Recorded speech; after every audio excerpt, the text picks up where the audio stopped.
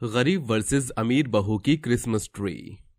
सुमन की दो बहुएं थीं। बड़ी बहू श्वेता जिसका पति को कम काम आता था तो उसी में गुजारा करती थी।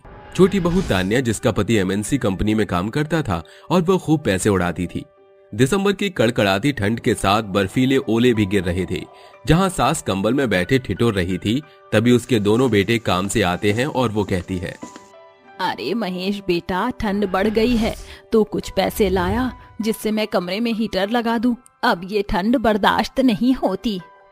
माँ, अभी मेरे पास काम में तंगी चल रही है, माफ करना माँ, मैं आपके लिए कमरे वाला हीटर न ला सका। तू तो यही कहता रहता है हमेशा। 3 महीने काट लिए ठंड में, अब बुजुर्गों और इतना शरीर नहीं झेल सकता। माँ जी, आप फिक्र क्यों करती हैं? देखिए आपका छोटा बेटा आपके लिए क्या लाया है। शुभम बेटा, छोटी बहू क्या बोल रही है? क्या लाया है तू मेरे लिए? आप इतना परेशान रहती हैं, ठंड में कांपती हैं। तान्या ने बताया कि काफी बार आपने बड़े भैया से बोला है पर उन्होंने नहीं ला कर दिया, इसलिए आज मैं ही आपके लिए हीटर लाया हूँ। इसे अपने कमरे में रखना, जब भी सर्दी लगे जला लेना। लो माँ। अरे वाह मेरे लाल, जुग जुग जियो। इस बड़े वाले से तो मैं आस करती ही रह जाती हूँ, पर हमेशा तू ही कभी हीटर का, अभी दवाई, कभी शौले ले आता है। चलो अच्छा है, भगवान ने मेरे एक बच्चे को धन दौलत तो दी ही दी है। माँ जी, आप तो ऐसे कह रही हैं जैसे उन्होंने आपकी कभी इच्छा पूरी नहीं की हो। भाई साहब जब नौकरी पर नहीं जाते थे तो यही आपको सारी चीजें लाकर देते थे। दीदी, आपका इस तरीके से कहने का क्या मतलब है कि मेरे पति निठल्ले थे? और चलो नहीं भी करते थे काम तो आज तो वह एमएनसी कंपनी में काम कर रहे हैं। कर दी ना आपने गरीबों वाली बात। मैं आपको कहना नहीं चाहती थी, लेकिन आप जता ही देती हैं कि आप दोनों इस घर के गरीब बहू बेटे हैं। तान्या, ये तुम क्या बोल रही हो? अमीर गरीब कहाँ से आया? इस बात को तुमने ही शुरू किया है। अब दोनों बहुएं लड़ने मत लग जाओ। जाओ जाकर काम करो और दोनों को खाना दो, मेरे बेटों को। जी माँ जी। फिर दोनों बहुएं अपने पतियों को खाना बनाकर खिला देती हैं। दरअसल देवरानी जिठानी में अक्सर अमीर गरीब की बात शुरू हो जाया करती थी और ये सब अक्सर तान्या ही अपने पति के पैसों के दम पर करती थी और श्वेता को नीचा दिखाया करती थी। तभी श्वेता की 8 साल की बेटी नेहा आकर कहती है, माँ, मेरे स्कूल के सब बच्चे अपने घर में भी अलग से क्रिसमस ट्री लाकर पार्टी करेंगे। आप भी करोगी ना माँ? मेरे लिए क्रिसमस ट्री लाओगी? और उस पर सजाने के लिए गिफ्ट, स्टार और भी बहुत सामान लाना है। बेटा, क्रिसमस ट्री तो बहुत महंगा आता है, मैं तुम्हें कैसे दिलाऊंगी? और उसके साथ सामान चाहिए, महंगा हो जाएगा बहुत बेटा। माँ प्लीज मना मत करो, घर में भी क्रिसमस ट्री लेकर आओ ना। नेहा बेटा, तुम्हारे मम्मी पापा पर इतने पैसे नहीं हैं। तुम जानते हो ना, तुम्हारे पापा को पैसे नहीं मिलते तो तुम्हारी मम्मी तुम्हारी इच्छा पूरी नहीं कर सकती। हाँ, लेकिन मैं तुम्हारे लिए वो महंगा सा क्रिसमस ट्री ला सकती हूँ। इतनी अमीर तो हूँ मैं। सच्ची चाची, महंगा सा क्रिसमस ट्री दिलाओगी? हाँ बेटा। तान्या, तुम उसे उकसाओ मत ये सब चीजें देने के लिए जो मैं उसे नहीं दिला सकती। अपने पापा की मेहनत से ये सब ले सकती है। अरे तो क्या हुआ दीदी, मैं उसकी चाची हूँ, उसकी इच्छा पूरी करना तो मेरा भी हक है ना। नेहा बेटा। हाँ चाची। ठीक है, तो कल तुम्हारा क्रिसमस डे है, आज हम क्रिसमस ट्री लेने चलेंगे। ठीक है चाची। तान्या, तुमने फिर से अमीर गरीब की बात की, ये ठीक नहीं है। मैं अभी बाजार जाऊंगी तुम्हारे साथ। ठीक है, चल लेना आप। दोनों नेहा को लेकर बाजार जाती हैं, जहां बाजार में सुंदर सुंदर क्रिसमस का सामान लगा हुआ था। तभी नेहा कहती है, चाची, माँ देखो वो सांता क्लॉज कैसे हिल रहा है। हाँ बेटा, ये तो कुछ भी नहीं है नेहा, क्रिसमस गिफ्ट है। तीनों बाजार में आगे बढ़ते हैं, जहां एक गरीब बच्चा क्रिसमस ट्री और सजाने वाला सामान बेच रहा था। सामान ले लीजिए, सामान, सबसे सस्ता सामान, सांता क्लॉज, छोटा क्रिसमस ट्री, लाइट गिफ्ट, लीजिए लीजिए। अरे बच्चे, जरा हमें ये क्रिसमस ट्री देना। बड़े वाला कितने का है? मैडम 800 रुपए का है। अरे भैया, बहुत नाप तोल करके बता रहे हो, थोड़ा कम करो, बच्चों का सामान थोड़ी आएगा। मैं अभी बच्चा हूँ आंटी, क्रिसमस ट्री आपको सजा वो मिल रहा है, लाइट लगी हुई है, गिफ्ट स्टार है, तो फिर लगी है उस पर, इसलिए आज 100 रुपए का है। अगर आप ट्री ही लोगे तो वो आपको 500 रुपए का पड़ेगा। अच्छा जी, मुझे ये बहुत अच्छा लग रहा है, ये दिलाओगे ना आप मुझे? नेहा बेटा, ये बहुत महंगा है, ऐसा करो तुम छोटे वाले ट्री ले लो। भैया, छोटे वाला क्रिसमस ट्री कितने का है? आंटी ये छोटे वाला 100 रुपए का है। अच्छा बच्चे, जरा बड़े वाला दिखाना ट्री, ये अच्छा लग रहा है, ये लो 600 रुपए। नेहा दीदी, आगे चलते हैं, और भी सामान खरीदना है। ये बोलकर तान्या जबरदस्ती उसे कम पैसे पकड़ा कर बड़ा वाला क्रिसमस ट्री लेकर चलती बनती है। तभी वो बच्चा रोते हुए कहता है, अरे अरे आंटी ऐसा मत करो, मुझे जरा सा भी नहीं बचता, पर आप हटा करके ले जा रही हो। आंटी ऐसा मत कीजिए, हमें भी अपना त्योहार मनाने का हक है, पूरे पैसे दीजिए आंटी। अब मैं माँ की दवाई कैसे लाऊंगा? सोचा था क्रिसमस के बहाने 4 पैसे कमा लूंगा। तान्या, ये तुमने बिल्कुल ठीक नहीं किया, वो बच्चा बहुत रो रहा है। एक गरीब के साथ तुम्हें ऐसा नहीं करना चाहिए। ओहो, देखो कौन गरीब बोल रहा है। गरीब को गरीब का दर्द समझ आ रहा है। दीदी जाने दीजिए, बहुत पैसे लूटते हैं, मैंने कुछ गलत नहीं किया। पैसों को लेकर इतना घमंडी होना, और यहाँ तुमसे छोटे से बच्चे से क्रिसमस ट्री के पूरे पैसे नहीं दिए गए। ये तुम्हारी कहाँ की अमीरी है, जहाँ तुमने दूसरे को निराश कर दिया। मुझ पर भी पैसे नहीं है, घर जाना होगा। माँ छोड़ो ना आप, अब हम अच्छे से क्रिसमस सेलिब्रेट करेंगे। मेरी बेटी तो अपनी चाची की तरह पैसों में डूबी घमंडी हो गई है। मुझे उस बच्चे को पैसे देना और अमीरी गरीबी का फर्क मिटाना है। ये कहकर वो सबके साथ घर लौटती है तो रास्ते में स्नोफॉल होने लगती है। माँ देखो स्नोफॉल हो गई है, फिर रात को 12 बजे 25 दिसंबर लग जाएगा और सैंटा आएंगे। पोयम गाऊंगी, हे जिंगल बेलवा जिंगल बेलवा जिंगल बेलवा बाजेला, पक्की दाढ़ी वाला बुढ़वा झोला ली के भागेला, सैंटा आ गेला तोहफा बांटेगा। अरे वाह नेहा, तुमने बहुत अच्छी पोएम गाई। जिंगल बेल्स की बड़ी से अमीर स्टाइल में गाओ। Jingle bell jingle all the way. यहाँ भी अमीरी गरीबी की बातें पता नहीं मेरी बेटी के मन में और कितना जहर घोलेगी। तभी श्वेता अपने घर में से पैसे निकालकर उस बच्चे को दे देती है, जिससे तान्या महंगा सा ट्री लाती है। ये लो बच्चे, तुम्हारी क्रिसमस ट्री के पैसे। क्या तुम क्रिसमस डे नहीं मनाओगे? नहीं, मेरे पास खाने के लिए पैसे नहीं है, तो कैसे क्रिसमस डे सेलिब्रेट करेंगे? कल मैं तुम्हारा सेलिब्रेट करवाऊंगी क्रिसमस डे, ठीक है? ठीक है आंटी। अगले दिन सब क्रिसमस डे सेलिब्रेट कर रहे थे। जहाँ चर्च में कुछ लोग जीसस के लिए प्रेयर कर रहे थे, वहीं दूसरी ओर शाम के समय नेहा अपनी चाची के साथ मिलकर उस क्रिसमस ट्री को सजाकर पार्टी करती है। तभी श्वेता कहती है, नेहा बेटा, यहाँ की क्रिसमस पार्टी तो हो गई, इससे भी अच्छी तुम्हें क्रिसमस पार्टी में जाना है। इस नकली पेड़ से ज्यादा असली पेड़ को सजाएंगे हम। हाँ माँ चलो। जरा मैं भी तो देखूं असली पेड़ को कैसे सजाते हैं। तभी श्वेता तान्या नेहा से बच्चे के पास जाती है। वो बच्चा अपने घर आ जाता है, जहाँ श्वेता एक छोटा सा पेड़ काट कर लाती है, उसे लाइट से सजाती है। तभी बच्चे भी पेड़ सजाने में उसकी मदद करते हैं और टॉफियां लगाकर कहती है, देखो बच्चों, नकली पेड़ से ज्यादा असली सुंदर लग रहा है ना? हाँ माँ, बहुत अच्छा लग रहा है ये वाला क्रिसमस ट्री। चाची वाले नकली पेड़ से भी ज्यादा ही अच्छा लग रहा है। गरीब लोगों को गरीब चीजें ही पसंद आ सकती हैं। तान्या, बंद करो अमीर और गरीब की बातें करना। क्रिसमस डे ऐसे नहीं मनाया जाता, और तुम्हें लगता है तो हमारा गरीबों का क्रिसमस ट्री तुमसे लाख गुना अच्छा है। मेरी बेटी के मन में जहर घोलना बंद करो। मैंने तुम्हें कभी नहीं नीचे दिखाया, तो तुम ऐसा बार बार क्यों करती हो? ये ठीक नहीं है। माफ कर दीजिए दीदी, मुझसे बहुत बड़ी गलती हो गई जो मैंने बार बार आपको इतना नीचे दिखाया। अनजाने में मैंने नेहा के दिमाग में ये सब बातें भरी। नेहा बेटा, मम्मी आपको जो कह रही हैं वो सही है। ए बच्चे, मेरे पास तुम्हारे लिए कुछ है। क्या आंटी? ये तुम्हारे लिए चॉकलेट और कुछ पैसे। तुम्हें इसकी जरूरत है ना? शुक्रिया आंटी। इसके बाद सब मिलकर खुशी खुशी क्रिसमस डे को सेलिब्रेट करते हैं। साथ ही तान्या के सिर से पैसों का घमंड भी उतर जाता है। गरीब बहू के घर सेंटा क्लॉज। स्कूल की घंटी बजते ही रायना और रूही कंधे पर बस्ता टांगे बातें करते हुए घर की ओर बढ़ने लगती हैं। क्या बात है रायना दीदी, आज तो आप बड़ी खुश लग रही हैं। अरे क्यों ना हो खुश, कल से दिसंबर का महीना शुरू हो रहा है। तुझे तो पता है कि मैं साल भर सेंटा क्लॉज के आने का इंतजार करती हूँ। मेरा वो इंतजार दिसंबर के इन दिनों में खत्म हो जाता है। रायना दीदी, क्या सचमुच में सेंटा क्लॉज क्रिसमस पर आपको अपने हाथों से तोहफा देने आते हैं? अब बुद्धू बिल्कुल सच।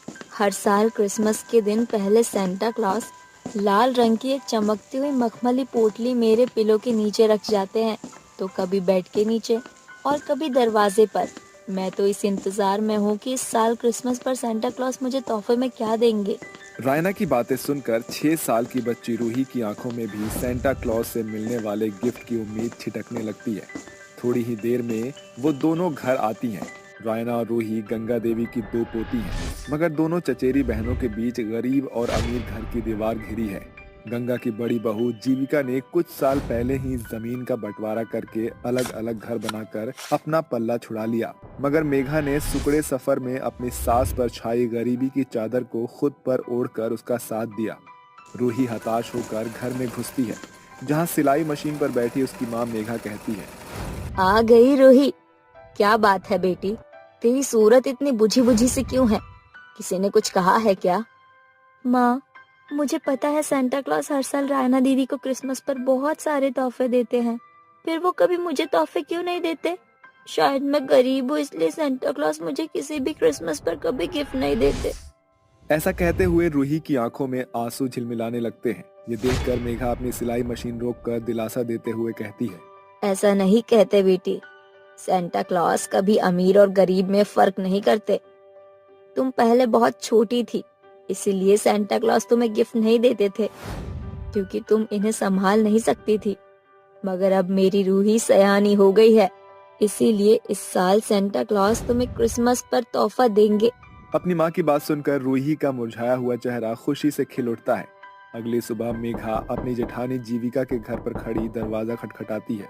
मेघा, तुम मेरे घर? कहो क्या बात है? जेठानी जी, मेरी बेटी बता रही थी कि राहना को हर साल क्रिसमस पर सेंटा क्लॉस तोहफा देते हैं, क्या ये सच है? ये सुनकर जीविका जोरदार ठहाका लगाकर मेघा की गरीबी की हंसी उड़ाते हुए कहती है, मेघा, मुझे मालूम नहीं था कि तुम गरीब बहू के साथ बुद्धू भी हो। अरे सेंटा क्लॉस केवल किताबों और कहानियों में होते हैं, असल जिंदगी का सेंटा सिर्फ पैसा है। इसका मतलब कि सेंटा का दिया हुआ तोहफा रायना तक आप पहुंचाती हैं। हाँ, हर साल क्रिसमस की रात ठीक 12 बजते ही मैं उसके तकिए के नीचे गिफ्ट रखती हूँ। सर्दी की उस रात बिछौने पर गरीब बहू के मन में बार बार एक ही सवाल उफन रहा था। मैंने रूही के मन में उम्मीद की लौ तो जला दी, मगर क्या मैं लाचार माँ उसकी क्रिसमस की विश पूरी कर पाऊंगी? क्योंकि संजीव की सैलरी घर खर्च में पूरा नहीं पड़ता। फिर मैं जो लोगों के कपड़े लाती सिलकर 4 पैसे कमाती हूँ, वो भी घर में ही लग जाते हैं। मगर अगर मैं थोड़े पैसे अलग से बचाऊं, तो अपनी बेटी को क्रिसमस पर तोहफा दे सकती हूँ। इसी सोच के साथ गरीब बहू सूरज की पहली किरण के साथ जाग जाती है और घर का कामकाज खत्म कर भूखे प्यासे सिलाई करने में जुट जाती है। अरे अब बस भी कर मेघा बहू, सवेरे से सिलाई में आंखें फोड़ रही है, रात ढल गई है, थोड़ा तो अपने शरीर पर तरस खा। बस माँ जी, थोड़ी देर और, आप जाकर सो जाइए। ये कपड़े मुझे कल कस्टमर को देना है, इसीलिए अभी भी पूरा करना पड़ेगा। उसके बाद गरीब लाचार बहू के हाथ सिलाई मशीन चलाने पर लग जाते हैं। अगली सुबह रेखा नाम की एक रईस महिला उसके घर आती है। अरे मेघा, मैंने जो कपड़े सिलने को दिए थे वो सिल गए क्या? हाँ रेखा मैम साहब, ये रहे आपके कपड़े। अरे वाह मेघा, सिलाई करने में तो तुम्हारी हाथों को महारत हासिल है। एकदम शोरूम के जैसे सूट बूट सिला है तुमने मेरे बेटे के लिए। ये रहे तुम्हारे पैसे। शुक्रिया मेम साहब। वैसे मुझे आपसे एक मदद चाहिए थी। अगर किसी को भी कपड़े सिलवाने हो तो आप उन्हें मुझ गरीब बहू के घर का पता दे दीजिएगा। हाँ हाँ, क्यों नहीं मेघा, इतनी मदद तो मैं तुम्हारी कर ही सकती हूँ। रेखा ने अपने रिहायशी एरिया में गरीब बहू के सिलाई बुनाई के काम की बढ़ चढ़कर तारीफ की, जिसे देखकर अब औरतों ने मेघा को ढेरों कपड़े सिलने के लिए दे दिया। ये देखकर गरीब बहू गहरी सांस भरते हुए बोलती है, भगवान का शुक्र है, अब इस कपड़ों को सिलकर मैं अपनी बेटी के सेंटा की विश पूरी करूंगी। गुजरते दिन के साथ गरीब बहू लगातार मेहनत करती चली जाती है। आखिरकार उसने क्रिसमस के 3 दिन पहले अच्छी खासी रकम जोड़ ली थी। माँ, आपको याद है ना, 25 दिसंबर में सिर्फ 2 दिन बचे हैं। सेंटा मुझे तोहफा देने आएंगे ना? हाँ रूही बेटा, तुम्हें ढेरों तोहफे देंगे। अभी तुम स्कूल जाओ। इसके बाद रूही और रायना स्कूल के खातिर निकल जाती हैं। क्या बात है रूही, आज तू बहुत उछल कूद रही है। हाँ रायना दीदी, 2 दिन बाद क्रिसमस का दिन है। माँ ने कहा है इस साल सेंटा क्लॉज मुझे भी क्रिसमस का तोहफा देने आएंगे। उस रोज जब गरीब बहू पैसे लेकर गिफ्ट खरीदने जा रही थी कि ये गरीब भिखारिन गोदी में बच्चा और आंखों में आंसू लिए मेघा के आगे हाथ पसारते हुए कहती है, मुझ लाचार की मदद करो बहन, मेरी दूधमुही बेटी को जाड़े ने जकड़ लिया है। मुझ भिखारिन के पास एक खोटा सिक्का नहीं है। अगर डॉक्टर को नहीं दिखाया तो मेरी बेटी मर जाएगी। ये सुनकर मेघा का कलेजा कचोट उठता है और वो अपनी मुट्ठी में बंधे पैसे उस भिखारिन को दे देती है। ये लो बहन, जल्दी जाकर अपनी बेटी को डॉक्टर से जांच पड़ताल कराओ। भिखारिन के जाते ही जीविका उसके पास आकर कहती है, वाह रे मेरी दयावान देवरानी, अपनी बेटी के गिफ्ट के पैसे तो तुमने इस भिखारिन के झोले में डाल दिए। अब कहाँ से लाओगी तोहफा? सर्दी की उस रात गरीब बहू सारी रात बिछौने पर करवट बदलती हुई बिहान कर देती है और 24 तारीख की रात ढलते सर्दी के सन्नाटे में दरवाजे से आ रही एक खड़खड़ाहट मेघा के कानों में पड़ते ही वो उठकर दरवाजा खोलती है तो उसकी आंखें झिलमिला उठती है। वो देखती है कि एक चमचमाते हुए रथ पर, जिसके आगे की ओट पर हिरण बंधे थे, उस पर सवार सेंटा क्लॉज लाल रंग के सेंटा की ड्रेस पहने हुए थे। उनके सूरत पर लहरा रही मखमली दाढ़ी उनकी शोभा में 4 चांद लगा रहे थे और चारों ओर चांदनी छिटक रही थी। तभी गरीब बहू के घर के आगे से गुजर रहे सेंटा क्लॉज ने एक लाल रंग की पोटली बहू के दरवाजे पर फेंकते हुए कहा, मैरी क्रिसमस। जैसे ही मेघा वो लाल मखमली पोटली खोलती है, उसमें सैकड़ों सोने के सिक्के चमक रहे थे, जिसे देखकर मेघा की आंखों से खुशी के आंसू बरस पड़ते हैं। अगली सुबह, माँ, क्या कल रात सेंटा क्लॉज क्रिसमस का तोहफा लेकर आए थे? बोलो ना माँ।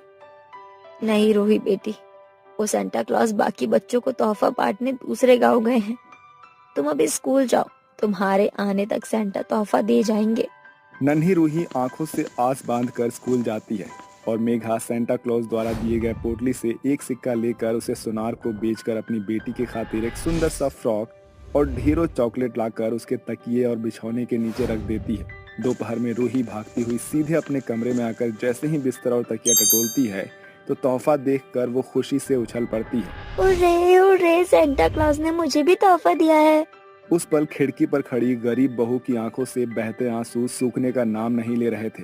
आखिरकार सचमुच में सेंटा क्लॉज के कारण ही रूही का चेहरा खिल उठा था। इसी के साथ सेंटा क्लॉज की ये कहानी यही होती है खत्म। 5 बहुओं का क्रिसमस। धवलगढ़ में रहने वाली पारो के 5 बेटे थे, जिसकी शादी पारो ने 2 साल पहले सुलझी हुई लड़कियों से की थी, जिसे पारो 5 बहू चेतना, छवि, महक, परी और नीति की सास बन गई। मगर उसके 5 बेटों में से केवल 2 ही दफ्तर में दिन बिताते थे और बाकी के 3 बेटे बड़े महीनों से बेरोजगारी की मार झेल रहे थे। एक भोर पारो घर के ओट पर बैठी हुई थी, तभी वहां से गुजरती हुई कांता कहती है, अरे क्या हुआ पारो, रानी तेरा मुंह देवदास के जैसे मुरझाया क्यों है? और बता क्या हाल चाल है तेरे घर के क्रिकेट टीम का? बस जैसे तैसे दिन कट रहा है। और बता क्या दे रहे हैं तेरे बेटे बहू इस बार क्रिसमस पर तुझे तोहफे में? मेरा बेटा तो हर बार क्रिसमस के एक रात पहले मेरे लिए सेंटा क्लॉज का भेष धर कर किसी साल साड़ी, किसी साल जेवर तोहफे में देता है। तू बता इस साल क्रिसमस पर क्या दे रहे हैं तेरे बेटे और बहू तुझे? कांता, मेरी किस्मत तेरी जितनी बुलंद कहाँ। अब तेरा परिवार ही इतना छोटा है और मेरा तो भरा पूरा परिवार है। 5 बहू 5 बेटे हैं। बदकिस्मती की बात तो ये है कि मेरे 3 बेटे बेरोजगार बैठे हैं। जगह जगह हाथ पांव मार कर देख लिया, बावजूद इसके उन्हें रोजगार नहीं मिल रहा। जैसे तैसे राम और राजीव की कमाई से दाना पानी चल रहा है। अरे ये तो बड़ी दुख की बात है पारो, 5 बेटों और बहू के होते हुए भी गरीबी में दिन काट रही है। आज भी भूली नहीं हूँ मैं तुझे। जवानी के दिनों में तुझे बनारसी साड़ी कितनी भाती थी, मगर गजोधर भाई साहब के जाने के बाद से तूने तो अपने शौक और अपना जीवन जैसे अपने 5 बेटों की परवरिश और उन्हें पढ़ाने लिखाने में ही झोंक दिया। मगर मैं जानती हूँ कि वह शौक आज भी तेरे जहन में जिंदा है। मगर कांता, जो सपना कभी पूरा नहीं हो सकता, खामखा उसके ख्वाब क्यों सजाना। बस भगवान से यही प्रार्थना है कि ये क्रिसमस अच्छे से कट जाए और मेरे घर का चूल्हा उदास ना पड़े। पारो को इस बात की भनक नहीं थी कि उसकी बहू परी ने उसकी सारी बातें सुन ली हैं, जिसके बाद वह नम आंखें लिए हुए रसोई में आती है, जहाँ छवि बोलती है, अरे क्या हुआ परी, तुम्हारा चेहरा इतना बुझा हुआ क्यों है? छवि भाभी, मैंने माँ जी को आज पहली बार कमजोर होते देखा था। परी की बात सुनकर चारों बहू के कान खड़े हो जाते हैं और जैसे ही परी पूरी बात बताती है उनकी आंखों में आंसुओं की बूंदें झिलमिलाने लगती हैं। तभी पारो को बड़ी बहू चेतना कहती है, अरे बस भी करो तुम चारों, ये वक्त आंसू बहाने का नहीं, हम पांचों बहू को मिलकर माँ जी के अधूरे सपने को पूरा करने का है।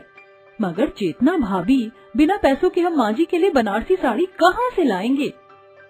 अगर हम तसल्ली से सोचे तो कोई ना कोई तोड़ जरूर मिल जाएगा। अगर हम पांचों बहू घर खर्च में से थोड़ी थोड़ी बचत करें तो पैसे जुड़ जाएंगे। अगर हम सांझ को बाजार जाने की बजाय रात में चले तो सब्जी सस्ती मिल जाएगी।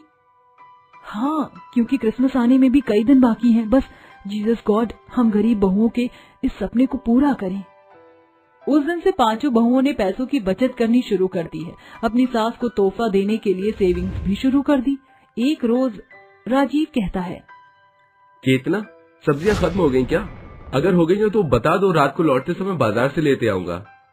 राजीव जी तो इतनी महंगी सब्जी उठाकर ले आते हैं, ऐसे में कुछ बचता नहीं है। राजीव जी, मैं क्या सोच रही थी, एक तो आप थके हारे देर रात दफ्तर से लौटते हैं, तो ये सब्जियों की खरीदारी का जिम्मा हम बहुओं को सौंप दीजिए। अरे तुमने तो मेरे मुंह की बात छीन ली। मैं तो कब से इस जिम्मेदारी से छुट्टी पाना चाहता था। ये लो पैसे, सब्जी ले आना। चेतना आधे पैसों को अलग करके बचे खुचे पैसे से सब्जी लाती है। ऐसे ही हर एक दिन गुजरने के साथ पांचों बहू अपने घुटने झुकाकर एक साथ जीसस का नाम लेकर प्रे करती हैं और कैलेंडर में आने वाले क्रिसमस की तारीख को निहारती हुई बढ़ चढ़कर बचत करती हैं। और फिर एक रात पांचों बहू सभी के सो जाने पर हॉल में इकट्ठी हुई और बातें करती हैं। कुछ ही देर में 23 तारीख की रात भी बीत जाएगी। हम पांचों बहुओं के पास बस कल का दिन बचा है। हमारे पास कुल मिलाकर क्रिसमस के पैसे तो जुड़ गए, बस कल सासू माँ के बनारसी साड़ी का पार्सल भी आ जाएगा। इसी समय हम पांचों मिलकर पूरे घर को क्रिसमस के लिए सजाएंगे और सासू माँ को सरप्राइज देंगी। अगली सुबह 5 बहुएं घर की साफ सफाई में जुट जाती हैं, जिसे देखकर पारो कहती है, अरे बहू, घर में कोई मेहमान आने वाला है क्या जो तुम पांचों सफाई में जुटी हो? नहीं माँ जी, वो क्या है, घर गंदा लग रहा था तो सोचा क्यों ना हम पांचों बहू मिलकर साफ सफाई कर लें। फिर पारो अपने कमरे में चली जाती है और नीति कहती है, मेरी प्यारी जेठानियों, स्टोर रूम में बहुत सारा कबाड़ भरा है, क्यों ना हम उसे बेच दें ताकि हमारा क्रिसमस और भी सुनहरा हो। पांचों बहू भंगार के सामान को कबाड़ी वाले से बेच देती हैं, जिसके बदले में उन्हें अच्छे खासे पैसे हाथ आते हैं। देखते ही देखते शाम ढल जाती है और अपने पतियों के खा पी कर सो चुकने के बाद पांचों बहू एकजुट होती हैं। प्लान याद है ना? हम पांचों को बिना शोरगुल के 12 बजे के पहले पूरे घर को सजाना है। हम तैयार हैं।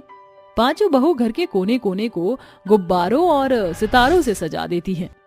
हम पांचों के पास सिर्फ आधा घंटा बचा है। मैं सेंटा क्लॉज के कपड़े निकालती हूँ, फिर हम तैयार होंगे। अगले ही पल पांचों बहू सर से लेकर पांव तक सेंटा के लाल रंग के कपड़ों और कैप पहनकर पीठ पर लाल मखमली झोला लटकाए एक दूसरे को बड़ी मुस्कान से साथ देखने लगती हैं। छवि, नीति, महक, परी, इस लाल रंग की ड्रेस में तुम एकदम असली सेंटा की तरह जगमग हो रही हो। भाभी, सबसे सुंदर सेंटा तो आप लग रही हैं। इस लाल रंग में आपका दूधिया चेहरा चांद की तरह छिटक रहा है। हाँ छवि, तुमने तो मेरे मुंह की बात छीन ली। पांचों बहू सेंटा की ड्रेस पर टिप्पणी कर ही रही थी कि दीवार पर टंगी घड़ी में घंटे की सुई 12 पर पहुंच जाती है और पांचों सेंटा का गीत गुनगुनाते हुए अपनी सास के कमरे में आती हैं। Jingle bells, jingle all the way, oh Santa Claus is coming, arrival your home way. जैसे ही ये गूंज पारो के कानों में पड़ती है, वह नींद से जाग जाती है। अरे बहू, तुम पांचों सेंटा के भेस में क्यों हो बहू? मैरी क्रिसमस माँ जी, पांचों आपके लिए तोहफा लाई हैं। ये बोलकर पांचों बहुएं पोटली पारो के पास बढ़ाती हैं, जिसके सबसे बड़ी पोटली में चमचमाती हुई बनारसी साड़ी और बाकी के 4 पोटली में खूब सारी चॉकलेट चमचमा रही थीं। अपने बरसों पुरानी बनारसी साड़ी पहनने के सपने को 5 बहुओं के हाथों क्रिसमस की उस रात पूरा होता देखकर पारो की आंखों में आंसुओं की बूंद झिलमिला उठती है। माँ जी, ये वही साड़ी है ना जिसे आप हमेशा से पहनना चाहती थी? मगर तुम्हें कैसे पता? माँ जी, हम पांचों आपकी बहू हैं, पता कैसे नहीं चलता? शुक्रिया बहू, जरूर मैंने पिछले जन्म कोई पुण्य किया था जो बहू के रूप में 5 बिटिया पाई हैं। माँ, एक और खुशखबरी है। हमारी कंपनी में 3 वैकेंसी खाली थी। भैया का वहाँ सिलेक्शन हो गया, इसलिए अब हम 5 भाई एक साथ दफ्तर जाएंगे। चलिए माँ जी, अब बिना वक्त गवाए क्रिसमस का केक काटेंगे। आखिरी में पारो की 5 बहू 25 दिसंबर को अपने परिवार के साथ क्रिसमस सेलिब्रेट करती हैं। तो दोस्तों, आपको कैसी लगी हमारी ये कहानी? तो ऐसी कहानी के लिए आप भी हमारे साथ गाइए, jingle bells jingle all the way, oh what fun it is to ride in one horse open sleigh, hey jingle bells jingle all the way. गोरी भाभी की काली ननद का दहेज। रिद्धिमा अपनी सहेली से फोन पर बात कर रही होती है। अरे क्या बताऊं, मेरे सर पर तो मेरी काली ननद का बोझ भी पड़ा है। कितने रिश्ते आ गए लेकिन कोई भी रिश्ता नहीं लग पाता। पता नहीं कब इसका बोझ हमारे सर से उतरेगा। फोन की दूसरी तरफ से रिद्धिमा की सहेली अंकिता कहती है, अरे काली लड़कियों के रिश्ते ऐसे ही नहीं होते। काली लड़कियों के रिश्ते करने के लिए बहुत सारा दहेज देना पड़ता है। हाँ, लेकिन इतना दहेज आएगा कहाँ से? मेरे पति उतना कमा भी नहीं पाते जितना तो लोगों की दहेज में मांग है। रिद्धिमा फोन पर बात ही कर रही थी कि तभी उसका पति राजन उसके पास आता है और उससे कहता है, अरे रिद्धिमा, तुम क्या कर रही हो? जल्दी से नाश्ते की तैयारी करो, हमारी रुचिका को देखने के लिए लड़के वाले आ रहे हैं। राजन की बात सुनकर रिद्धिमा रसोई में जाकर नाश्ता पानी बनाने लगती है। कुछ ही देर में कौशल्या अपने बेटे राजीव और अपने पति सुरेंद्र के साथ राजन के घर पर आ जाती है। राजन उन सभी से बातें कर रहा होता है। देखिए, मेरी बहन पढ़ी लिखी, समझदार, सुलझी हुई है और संस्कारी भी है। ऐसी लड़की आपको कहीं नहीं मिलेगी।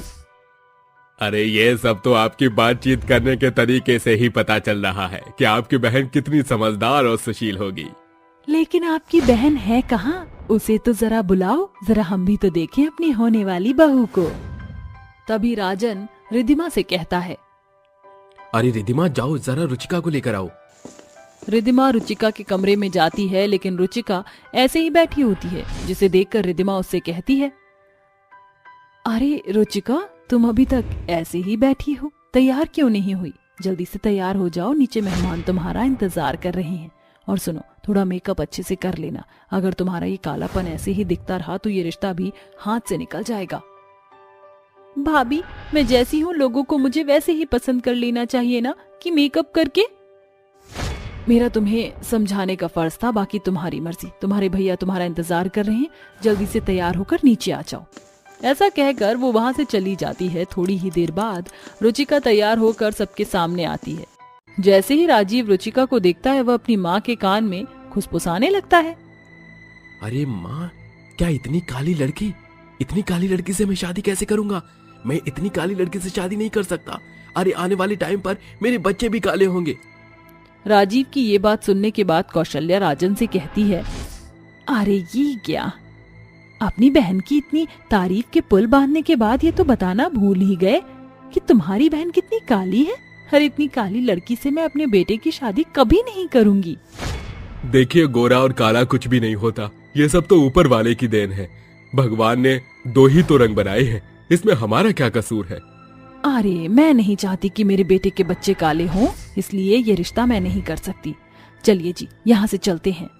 कौशल्या सुरेंद्र अपने बेटे राजीव के साथ वहाँ से चली जाती है। उनके जाने के बाद राजन रोने लगता है और अपने आप से कहता है, आखिर क्यों कोई मेरी बहन से शादी नहीं करना चाहता? आखिर कब तक मेरी बहन मेरे घर पर ही रहेगी और कब मैं उसकी शादी करवाऊंगा? भैया, आप चिंता मत कीजिए, जो मेरे नसीब में होगा वो जरूर होगा, और फिर एक ना एक दिन तो हर किसी की शादी होनी ही है। ऐसे ही धीरे धीरे कुछ समय बीत जाता है, जिसके बाद रुचिका का रिश्ता कहीं भी नहीं लग पाता। अब तो रिद्धिमा भी बेचारी रुचिका को दिन रात ताने सुनाने लगती है।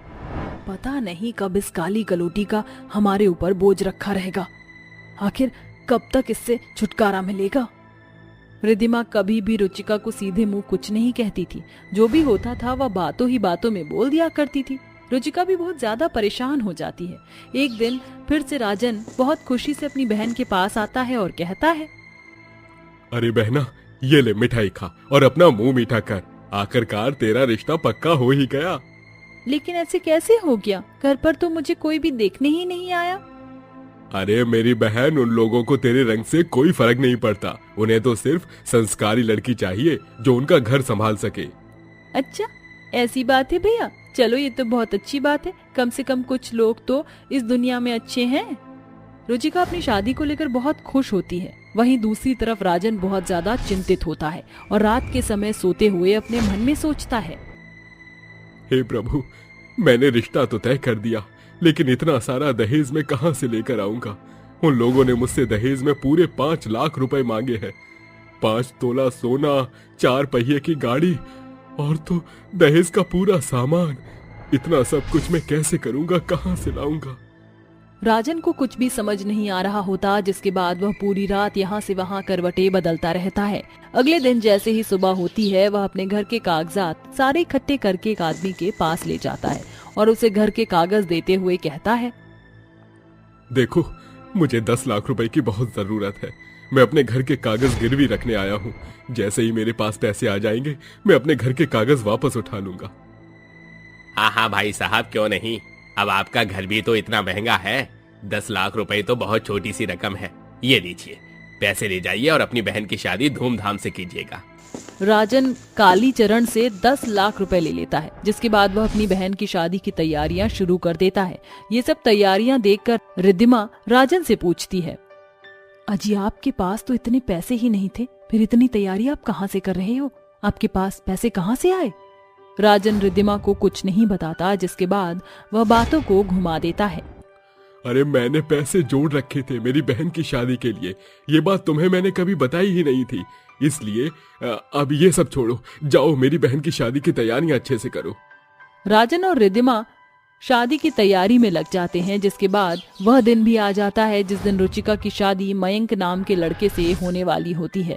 शादी से पहले राजन मयंक के पिता गजोधर को एक कमरे में बुलाता है और उन्हें 5 लाख रुपए देते हुए कहता है, ये लीजिए, दहेज का 5 लाख रुपया कैश, 5 तोला सोना, 4 पहिया की गाड़ी और दहेज का सारा सामान। ये रहा, जैसा कि आपने कहा था, मैंने उतना ही दहेज और उतने ही पैसे आपको दिए हैं। आप देख लीजिए, कुछ ऊंच नीच हुई तो मुझे माफ कर दीजिएगा। बस आज के बाद मेरी बहन को अपने घर में खुशी से रखना। अरे हाँ हाँ, क्यों नहीं। अरे मेरा बेटा इतना पढ़ा लिखा है, विदेश से पढ़कर आया है। अब इतना दहेज तो लेना मेरा हक है। और ऊपर से तुम्हारी बहन काली भी है, उसका कहीं रिश्ता भी तो नहीं हो रहा। तुम चिंता मत करो, मेरे घर में तुम्हारी बहन बिल्कुल खुश रहेगी। गजोधर का बेटा मयंक ये सब दरवाजे पर खड़ा होकर देख लेता है, जिसके बाद मयंक कमरे के अंदर आता है और कहता है, ये क्या पिताजी, आपने मेरी शादी का सौदा किया है? अरे मैं बाहर से पढ़कर आया हूँ, तो इसका मतलब क्या है कि आप लड़की वालों से इतना दहेज लोगे? आप ये सारा पैसा अभी के अभी राजन जी को वापस लौटाओ, नहीं तो ये शादी मैं नहीं करूंगा। मयंक के कहने पर गजोधर राजन को वापस पैसे दे देता है, जिसके बाद मयंक राजन से कहता है, देखिए, आपने पहले ही बहुत कुछ किया है अपनी बहन के लिए। मैं आपसे वादा करता हूँ, मैं आपकी बहन को हमेशा खुश रखूंगा और उसके कालेपन की वजह से उसे कभी कोई परेशानी नहीं होगी। राजन ये सुनकर बहुत खुश होता है, जिसके बाद वह मयंक को गले से लगा लेता है और अपनी बहन रुचिका की शादी मयंक से करवा देता है। अब रुचिका शादी करके मयंक के साथ उसके घर चली जाती है। मयंक शादी के बाद रुचिका के साथ खुशी खुशी रहने लगता है। 4 काली ननद ने करवाई बहू की दूसरी शादी। कुसुम रसोई में अपने पति के लिए नाश्ता बना रही होती है, तभी उसका पति फोन पर बात करते हुए ऑफिस के लिए निकलने लगता है। अच्छा ठीक है, मैं बस पहुंचने ही वाला हूँ। अजी रुकिए तो सही, मैंने आपके लिए लंच बनाया है, कम से कम नाश्ता तो करके जाइए। विवेक उसकी एक नहीं सुनता और वो ऑफिस के लिए निकल जाता है। तभी उसकी काली चारों ननद टेबल पर बैठकर उसे आवाज लगाने लगती हैं, अरे भाभी जल्दी से नाश्ता दे दो, मुझे कॉलेज के लिए देरी हो रही है। आपकी वजह से मुझे रोज रोज देर से ऑफिस पहुंचना पड़ता है। अगर ऐसे ही चलता रहा तो मुझे ऑफिस वाले निकाल देंगे। अरे भाभी क्या हुआ, ऐसे पुतला बनकर क्यों खड़ी हो? जल्दी से हमें नाश्ता दे दो। हाँ हाँ, बस अभी लेकर आती हूँ। कुसुम सबके लिए टेबल पर नाश्ता लगा देती है, जिसके बाद उसकी चारों ननद नाश्ता करने लगती हैं। अरे वाह भाभी, आपने तो नाश्ता बहुत स्वादिष्ट बनाया है। कुसुम की चारों काली ननद में से केवल प्रिया ही उसे सही समझ पाती थी। बाकी की तीनों नंद कुसुम की खूबसूरती के चलते उसे कम वास्ता रखती थी। नाश्ता करने के बाद उसकी तीनों नंद ऑफिस, कॉलेज और स्कूल के लिए निकल जाती हैं। आखिरी में प्रिया रह जाती है। प्रिया घर में ही छोटे बच्चों को ट्यूशन पढ़ाया करती थी। एक दिन कुसुम अपनी ननद प्रिया से कहती है, प्रिया, मुझे ऐसा क्यों लगता है कि तुम्हारे भैया मुझसे प्यार ही नहीं करते। ना तो वह मेरे साथ समय बिताते हैं और ना ही मुझे बाहर घुमाने के लिए लेकर जाते हैं। ये सुनकर प्रिया अपनी भाभी कुसुम से कुछ नहीं कह पाती। तभी कोई घर की घंटी बजाता है। अरे भाभी, लगता है दरवाजे पर कोई आया है, मैं जाकर देखती हूँ। प्रिया अपनी भाभी के सवाल से बचने के लिए दरवाजा खोलने जाती है, जहाँ वह दरवाजे पर अपने भाई विवेक को किसी और औरत के साथ शादी के जोड़े में देखती है। अरे प्रिया, ये देखो तुम्हारी नई भाभी। आप ऐसा कैसे कर सकते हो भैया? कुसुम भाभी को आपने इतना बड़ा धोखा दिया। अरे बहन, तू पागल हो गई है क्या? किसको भाभी बोल रही है? इस गवार को? ये गवार मेरे लायक ही नहीं है और मैं इससे प्यार भी नहीं करता। मैं अंजलि से प्यार करता हूँ। आज से अंजलि तुम्हारी भाभी है। ये सुनते ही कुसुम रोने लगती है और रोते हुए विवेक से कहती है, ऐसा कैसे कर सकते हो आप? भला मेरे होते हुए आप मेरी सौतन ले आए। अरे मुझ में क्या कमी रह गई थी जो मैं पूरी ना कर सकी? अरे कमी ही कमी है। मैं तुमसे प्यार ही नहीं करता। वो तो मजबूरन माँ के कहने पर मैंने तुमसे शादी की थी। अब माँ तो इस दुनिया में रही नहीं, तो मैं क्यों समझौता करके तुम्हारे साथ रहूं? तभी विवेक की तीनों बहनें भी ये सब वहाँ आकर सुन लेती हैं, जिसके बाद उन्हें अपने भाई पर बहुत ज्यादा गुस्सा आता है। भैया, आप ऐसा कैसे कर सकते हो? आपने हमारा सर शर्मिंदगी से झुका दिया है। आपको दूसरी शादी करने का कोई अधिकार नहीं था, और अगर ऐसा ही था तो आपको हमारी भाभी कुसुम से शादी ही नहीं करनी चाहिए थी। देखो भैया, जाने अनजाने में आपसे जो भी गलती हुई है उसे सुधार लो, क्योंकि हमारे लिए हमारी भाभी कुसुम ही है। ओह, तो अब तुम चारों इस गवार की तरफ हो गई हो। अरे वैसे भी मुझे तुम चारों को अपनी बहन बोलने में बहुत शर्मिंदगी महसूस होती है, क्योंकि तुम चारों हो ही इतनी काली। अच्छा हुआ अब मैं इस औरत के साथ साथ तुम्हें भी छोड़ रहा हूँ। मैं अपनी पत्नी को लेकर यहाँ से हमेशा के लिए जा रहा हूँ। विवेक कुसुम के साथ साथ अपनी चारों बहनों को छोड़कर चला जाता है। विवेक के जाने के बाद उसकी चारों बहनें रोने लगती हैं। जाने से पहले कहा था कि हमारा भैया हमारा आखिरी तक सुरक्षा करेगा और हमारा साथ निभाएगा, लेकिन भैया ने तो एक औरत के लिए हमारा साथ छोड़ दिया। भैया पहले तो ऐसे कभी नहीं करते थे, फिर उन्होंने हमारे साथ ऐसा क्यों किया? उन्होंने तो हमें बीच रास्ते में ही छोड़ दिया। हमारे भैया के अलावा इस दुनिया में था ही कौन और। लेकिन देखो, उन्होंने तो मिनट से पहले हमारा साथ छोड़ दिया। भैया को हमारे होने से शर्मिंदगी महसूस होती है, क्योंकि हम चारों काली हैं। अरे काला होना कोई गुनाह है क्या? काले रंग और गोरे रंग में इतना फर्क क्यों करते हैं लोग? तभी कुसुम अपनी चारों ननद को गले से लगा लेती है और रोते हुए उनसे कहती है, अरे नहीं नहीं, तुम ऐसा क्यों सोचती हो? तुम चारों मेरे लिए बहुत अनमोल हो। मेरा तुम्हारे चारों के अलावा इस दुनिया में अब कोई नहीं है। तुम्हारे भैया हमें छोड़कर चले गए तो क्या हुआ? मैं तुम्हारे साथ हूँ और हमेशा तुम्हारे साथ खड़ी रहूंगी। अपनी भाभी का ऐसा बर्ताव देखकर उन चारों को अपने किए हुए पर शर्मिंदगी होती है। भाभी जी, भैया के रहते हमने आपके ऊपर बहुत अत्याचार किए, ऊपर से कभी सीधे मुंह से बात भी नहीं की। आप हमेशा हमसे प्यार करती थी और हमने हमेशा आपको घमंड दिखाया। आज पता चला कि अपने खून से ज्यादा कभी कभी पराया खून भी साथ देता है। भाभी, आप हमें कभी छोड़कर मत जाना। ऐसा मत सोचो, मैं तुम चारों को कभी छोड़कर नहीं जाऊंगी। तुम तो मेरी दुनिया हो। उस दिन के बाद से कुसुम अपनी चारों नंद का अच्छे से ख्याल रखने लगती है, जिसके बाद कुसुम की चारों काली नंद घर की सारी जिम्मेदारी अपने ऊपर उठा लेती हैं और नौकरी करके घर को चलाने लगती हैं। एक दिन कुसुम की चारों काली नंद आपस में बातें करने लगती हैं। जब से भैया ने भाभी को छोड़ा है, तब से कुसुम भाभी बहुत ज्यादा परेशान और अकेली अकेली सी रहती हैं। तुम सही कहती हो, कुसुम भाभी अब बिल्कुल अकेली पड़ गई हैं। एक दिन हमारी शादी हो जाएगी, उसके बाद भाभी भी तो इस घर में अकेली ही रह जाएंगी। मेरे दिमाग में ख्याल आया है, क्यों ना हम अपनी भाभी की दूसरी शादी करवा दें। अभी वह जवान हैं, खूबसूरत हैं, कोई भी उनसे आराम से शादी कर लेगा। प्रिया की बात सुनकर उसकी बाकी की तीनों बहनें उसकी बात पर सहमत होती हैं। तुम बिल्कुल सही कहती हो, हमें उनके लिए कोई जीवन साथी ढूंढना चाहिए। वह चारों अपनी भाभी के पास जाती हैं और उन्हें शादी के लिए मनाने लगती हैं। तुम चारों ये कैसी बातें कर रही हो? भला मैं दूसरी शादी कैसे कर सकती हूँ? भाभी, आप थोड़ा दिमाग से सोचो। हम चारों की शादी हो जाएगी तो आप अकेली रह जाओगी और अभी आपके आगे पूरी जवानी पड़ी है। और फिर आपकी शादी होने के बाद भी आप हमारी भाभी ही रहोगी। वह चारों मिलकर कुसुम को बहुत समझाती हैं, जिसके बाद कुसुम शादी करने के लिए तैयार हो जाती है। उसी दौरान उनके पास एक कार्तिक नाम के लड़के का रिश्ता आता है। कार्तिक एक इंजीनियर था और पढ़ा लिखा समझदार लड़का था। वह चारों अपनी भाभी का रिश्ता कार्तिक से तय कर देती हैं, जिसके बाद शादी की रस्में शुरू हो जाती हैं। सबसे पहले हल्दी मैं अपनी भाभी को लगाऊंगी। प्रिया अपनी भाभी को हल्दी लगाती है और हल्दी लगाने की रस्म पूरी करती है। ऐसे ही वह मेहंदी की रस्म करते हैं और आखिरी में जब शादी वाला दिन होता है तो चारों बहनें मिलकर अपनी सुंदर सी भाभी को शादी का जोड़ा पहनाकर तैयार करती हैं। भाभी आप बहुत खूबसूरत लग रही हो, किसी की नजर ना लगे आपको। चारों मिलकर कुसुम को मंडप पर लेकर जाती हैं, जिसके बाद कुसुम कार्तिक के साथ फेरे लेकर उससे शादी कर लेती है। जैसे ही विदाई का समय आता है वह चारों मिलकर दरवाजे तक अपनी भाभी को छोड़ने के लिए जाती हैं। जैसे ही प्रिया दरवाजा खोलती है, दरवाजे पर उसका भाई विवेक खड़ा होता है। ये सब क्या चल रहा है यहाँ पर? मेरे होते हुए तुम किसी और से शादी कैसे कर सकती हो? जैसे आपने भाभी को धोखा देकर किसी और से शादी की थी, बिल्कुल वैसे ही आप हमारी भाभी के लायक हो ही नहीं। अपने सामने अपनी पत्नी को किसी और के साथ शादी के जोड़े में देखकर विवेक की आंखों में आंसू आ जाते हैं और उसे अपनी गलती का पछतावा होता है। मैं गलत था, मुझे मेरी गलती की सजा मिल गई। मैं तो माफी मांगने के लायक भी नहीं हूँ। कुसुम, मैंने तुम्हारा दिल दुखाया है, हो सके तो मुझे माफ कर देना। मैंने अंजलि से शादी तो कर ली, लेकिन अंजलि मेरा सारा पैसा लेकर किसी और के साथ भाग गई। काश मुझे सही और गलत में फर्क नजर आ जाता तो शायद मैं ऐसा कदम कभी नहीं उठाता। विवेक की चारों बहनें उसे नजरअंदाज कर देती हैं और अपनी भाभी की विदाई खुशी खुशी करती हैं, जिसके बाद कुसुम कार्तिक के साथ विदा होकर चली जाती है और खुशी खुशी उसके साथ रहने लगती है।